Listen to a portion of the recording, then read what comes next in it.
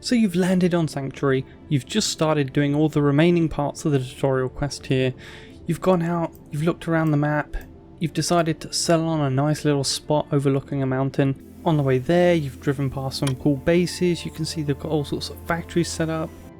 And then you've come in and you've set up the beginnings of your base. So you've put your little core down, you put some space down so you can put some items on, you maybe bought a larger container from the market, and you're ready to go. But how do you get going for your industry? Well, that's what I'm here to show you. So to get this one is the assembly line S, and you need the S because the S can build assembly line M, and that's important to get all the rest of your stuff. But how do you figure this out when you're first starting?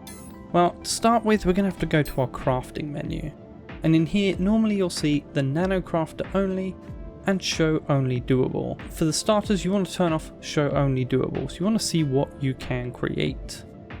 Now we're going to go down into elements, infrastructure, industry, and you can see you can only make 2 different assembly lines here. You can't make any of the other bits that you need on some of those bases that we saw earlier. So what do? Well, you skip the assembly line XS and you go straight for the assembly line S. Now here's where the crafting in Dual Universe really shines, because as you can see here, it's got some listed components, but you're going to need to make these as well within your nano crafter on your backpack. So what do we need to make this frame? Well, simple, you just click it and it will tell you. And you can go, okay, well, I need some steel, I've got some steel, I need one of them, and you can click add to queue and your backpack will make it for you. But then if you go back up to here, we can simply just go straight back to the assembly line and go through. You can say, okay, well, I need silumin and some basic screws, and maybe you don't have those yet, so you can click the basic screws. So you need steel. So you haven't even got any steel yet, you click that and you can see it's made out of pure iron and pure carbon. And you can go all the way back up, or you can skip straight back to the top. And that's a really elegant solution to figuring out what you need to get building. Most of the other items that can't be made by a nanocrafter, so if we untick this and we go back through the same areas to industry, so you can get all your stuff going, so you can start really pumping out all the stuff that you need. You've got things like the 3D printer, the bigger assembly lines, you've got chemical industry, electronics, glass, honeycomb, metalwork, and recyclers and refiners.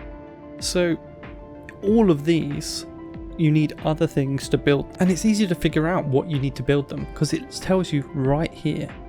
It says craftable in assembly line M. And so you're going to want refiners, you're going to want metalwork, you're going to want the chemical stuff, the electronics, and you can see they all start from the assembly line M because there is no smaller version of these, at least not yet anyway. So that's what you want to get. You want to get the assembly line M, and that is the key to really getting going and starting your industry on your first base.